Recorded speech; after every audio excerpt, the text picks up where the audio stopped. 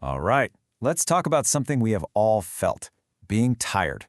And I don't just mean it's been a long week tired. I'm talking about that deep, nagging fatigue that just sticks around, no matter how much you try to rest. So, what's really going on here? And more importantly, what can we do about it? Let's get into it. Does this sound familiar?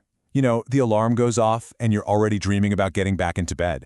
You're basically powering through your day on caffeine, just trying to cross the finish line. It's this frustrating loop, and trust me, millions of people feel the exact same way. And this is super important. Just because feeling this wiped out is incredibly common, it absolutely does not mean it's normal. It's not something you just have to put up with. Think of it like a warning light on your dashboard. Your body is telling you that something is off. The great news is, most of the time, we can fix it. So, where do we even begin? Well, a lot of the time, the answers are hiding in plain sight, right in our daily routines. Let's dig into some of the most common and honestly most overlooked lifestyle habits that could be secretly draining your battery. First up, the big one, sleep. We're talking a bare minimum of 7 hours of quality sleep a night. And it's not just about having your eyes closed. This is prime time for your body to do its most important work, repairing cells, cleaning out waste from the brain, and releasing essential growth hormones. It is literally the foundation for feeling good. But what if you're in bed for those 7 hours, but you're just not sleeping well? Well, that's often a sign of insomnia, that struggle to fall asleep or stay asleep. And it's complicated. It can be triggered by all sorts of things, from stress and hormonal shifts like menopause to other medical issues, or even something as simple as your bedroom being too hot or too bright. And this leads us to a vicious cycle that so many of us get stuck in. You wake up tired, so what do? You grab a coffee. But if you rely on too much caffeine, especially late in the day, it messes with your sleep cycle, that natural rhythm of deep sleep and REM sleep. So when that gets thrown off, you wake up even more tired the next day. And you see where this is going. You just dig yourself into a deeper and deeper energy hole. Of course, you can't talk about being tired without talking about stress.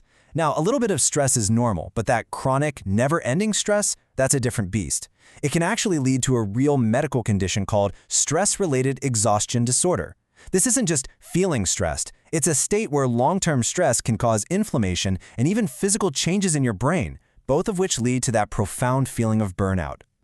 So, just like our mental health affects our energy, so does our physical fuel. What we're putting into our bodies is absolutely critical. So let's shift gears and look at how your diet could be either building you up or, well, dragging you down. And the difference is pretty dramatic. On one hand, you've got diets filled with ultra-processed foods and tons of added sugar. These things cause your blood sugar to spike and then crash, which is a recipe for fatigue. They can even mess with your sleep quality. But on the other side, a diet full of whole foods, we're talking fruits, veggies, legumes, healthy proteins, that gives your body a slow, steady stream of fuel for lasting energy. Sometimes fatigue isn't about what you are eating, but what you aren't getting enough of.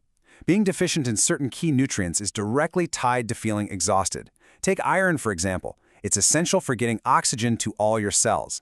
And B vitamins? They're like the spark plugs that help convert your food into usable energy.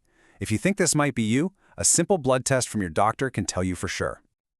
Here's another one that's so simple we often forget about it: water. Even being just a little bit dehydrated can totally wreck your energy levels and make it impossible to focus. Literally every process in your body needs water to run smoothly. When you're low, things just slow down. So if you're feeling tired, thirsty, maybe a little dizzy, the fix might be as easy as grabbing a glass of water. Okay, but what if you've got your sleep dialed in, you're managing stress, you're eating well, and you're still exhausted? Well, sometimes, fatigue is your body's way of signaling that there might be an underlying medical issue that needs a closer look. Now, this list is not for you to go and diagnose yourself on the internet, okay? It's really to show that constant exhaustion can be a major symptom for a lot of different health conditions. Things like sleep apnea, which messes up your breathing at night, or hypothyroidism, which slows down your whole metabolism. These are all real possibilities that are worth discussing with a doctor. Let's look at one of these connections a bit closer. There's a really strong link between obesity and fatigue. For one, it dramatically increases the risk of sleep apnea, which is a huge cause of daytime sleepiness. But beyond that, research is showing that obesity itself can interfere with your body's internal clock, making you feel more tired during the day. And the list of potential culprits doesn't even stop there. Some common medications, like certain antidepressants or blood pressure meds, can have fatigue as a side effect. And here's a paradox for you. Being too sedentary, not moving enough, actually makes you more tired. And of course, anything that throws off your natural body clock, like doing shift work or relying on alcohol, can be a major factor too. Okay, after looking at all these potential roadblocks, what's the game plan? How do you actually go from feeling drained all the time to feeling like yourself again? Let's talk about the path forward. And it all starts with this one powerful idea. The journey to figuring this all out begins with you trusting yourself. You live in your body every single day. If you feel like your level of exhaustion just isn't right, you are almost certainly correct. Don't let anyone brush it off as you just being busy or getting older. Look, if you take one thing away from all this, let it be this. The single most important, most crucial first step is to talk to a doctor you trust. They can help you play detective and get to the root cause, whether that's by talking about your lifestyle, ordering some blood work, or screening for other conditions. Finding out why you're tired is the only way to find the right solution. So we've covered a ton of ground here, from sleep and stress to diet and underlying conditions.